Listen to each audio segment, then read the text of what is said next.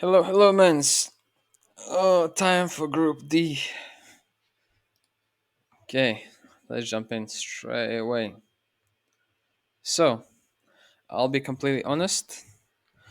I am not big fan of Natas Vincere, and I have huge doubts of their performance. I can't really force myself to be a believer in Simple with all this stuff that's happening right now. I just I just don't believe that Navi gonna do really well. Don't get me wrong, I still think they're gonna squeeze through because complexity and EG and Go. That's I know it's like having Sprout looking for org and party astronauts all in the same group. I hope complexity proves me wrong, but EG just paycheck stealers. If they somehow manage to go through, that's gonna be even bigger upset than Fnatic squeezing in. So I'll be completely honest. I only see three teams they're gonna fight for the spot. Quite similar like it was in the Group C, but with the only difference that movie star they were so hyped up that they just won every single game, and against players they got very lucky at certain points, and you actually can see that they even dropped the map against party astronauts. That wasn't really expected to be honest, but somehow they did, and that just shows that they were really really lucky when they were playing against the players. And well, let's be honest, players they didn't really play their best game. They just kind of got their form back for like game 4 and game 5, and that's it. Those two games were quite easy for them. I wouldn't say that that drop map against Godson,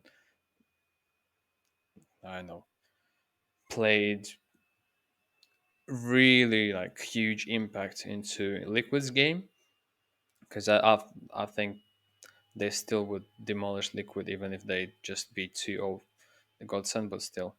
So that group is done. I'm really happy for Movistar Riders.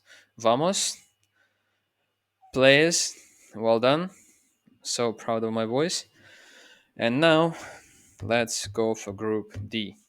As I said, I'm not a big fan of Navi, and for some reason, I think they're gonna finish third. So not gonna stay for too long on Navi. So let's go. The main fight, in my opinion, gonna be between Heroic and Astralis. Astralis just deployed the new Opa, Farlick, great great sniper. Played way too long on a tier two. I was pretty sure that he's gonna be picked up a while ago by some other team. I'll be honest. At some point, I even thought that the Cloud9 when they had the project with the Voxic and all that stuff, the Cloud9. So I thought if they really wanted to go for a long term project, at that time they had to go for Danish lineup. If they picked up the Ezzy tag, they should probably picked up Farlig as well at that time. But okay, now he's in Astralis.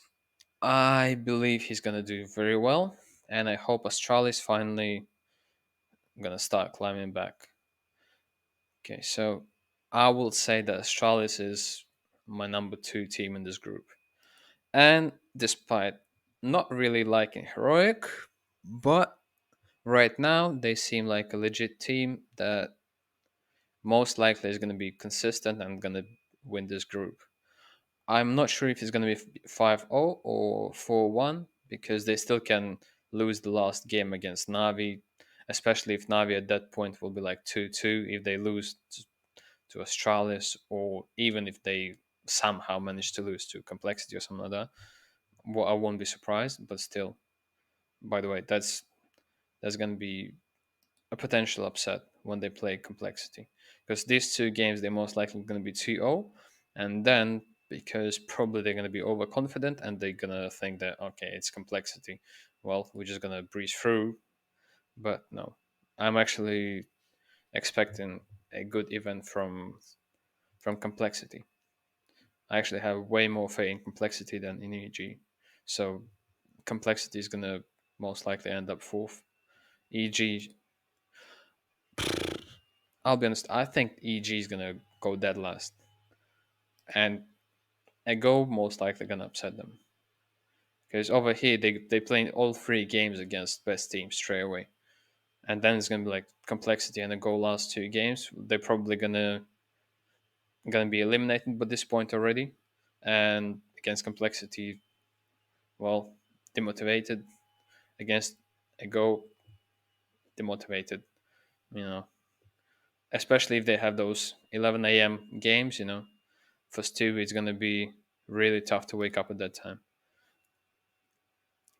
Okay, so let's go. So now we're going to try and see how the game is going to end. First game for Heroic, I believe it's going to be 2-1 for Heroic. I'm not sure if Complexity has a chance to go toe to toe. I wouldn't be surprised if they beat Complexity, if they beat Heroic on, let's say, Overpass, if they go for it, because Complexity has quite decent players to play that map. And I won't be surprised if that's going to be their pick. All right, so Astralis and Heroic, that's going to be the game of the day, probably the game of the groups.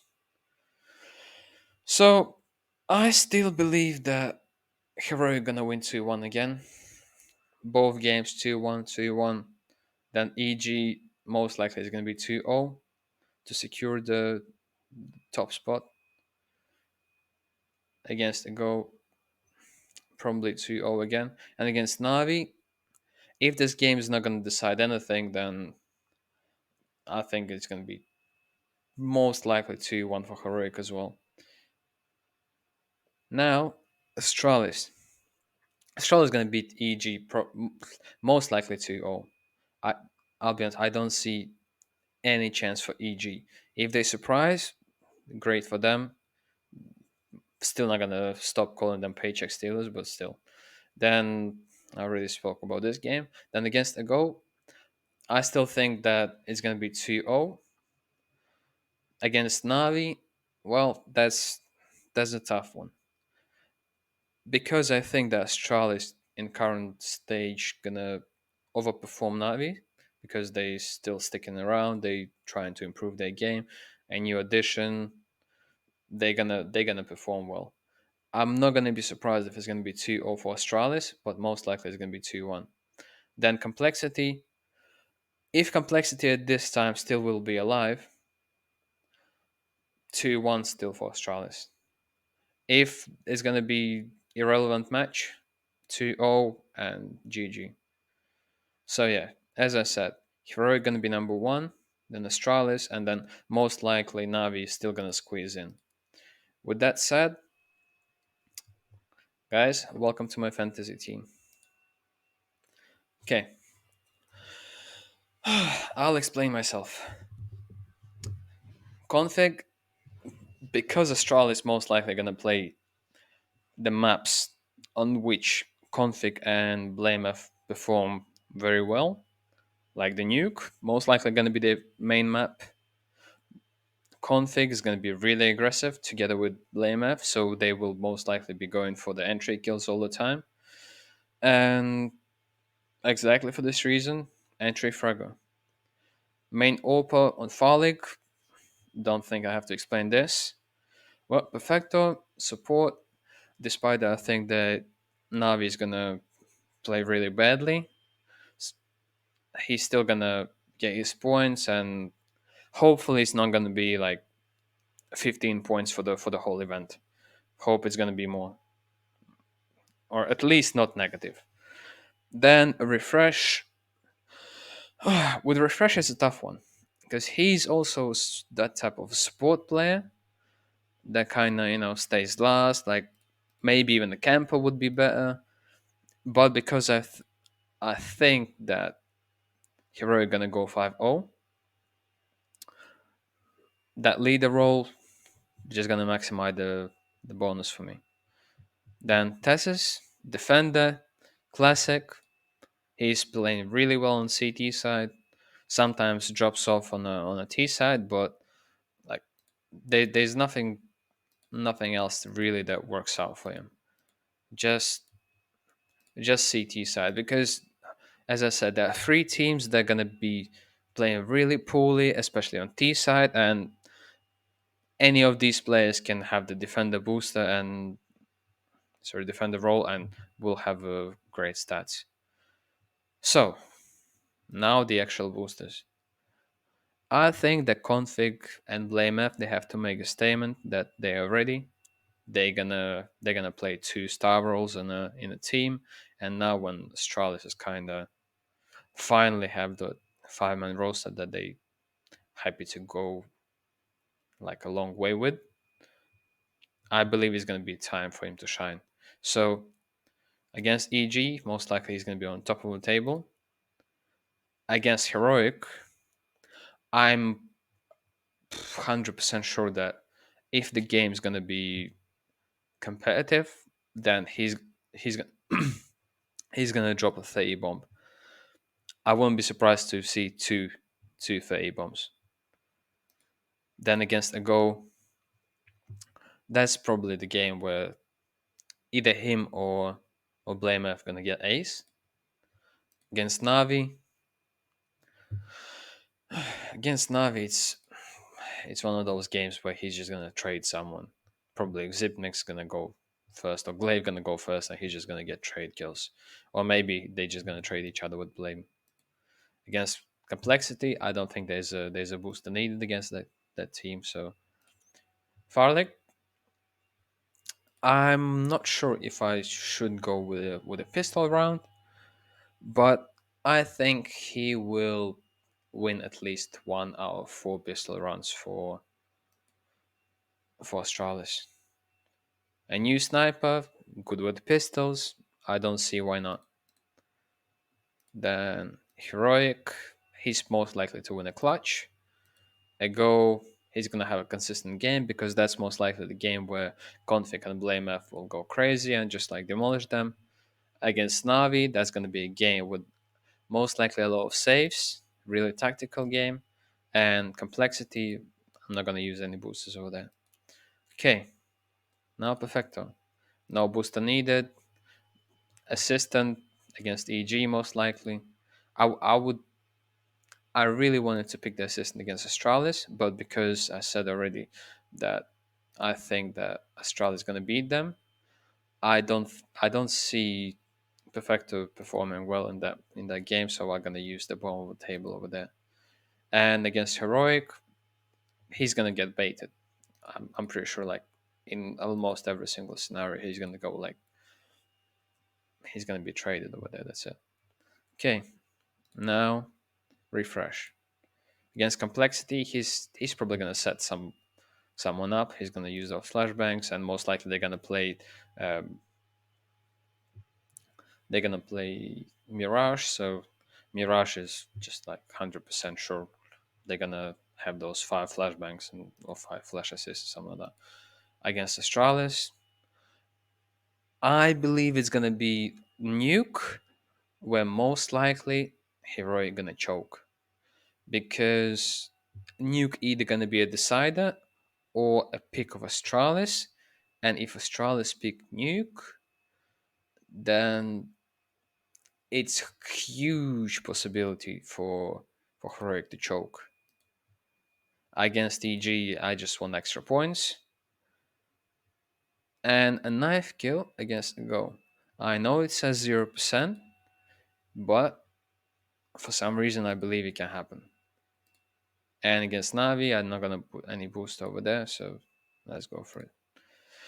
Okay, now Tessus. He has crispy aim, so Hatchet Machine against Complexity, then against Astralis, it's gonna be tactical game, so nade kills are coming, e.g. No need for booster, and well, kind of run out of boosters. So that's kind of my team, and I'm still not really happy with my team for some reason. And if you guys want to have another look, then this is the second version that I wanted to go with, because I don't believe in Navi, but I still think they're gonna go through. But let's say if I actually had if I had more faith in complexity, then I would have put this team through.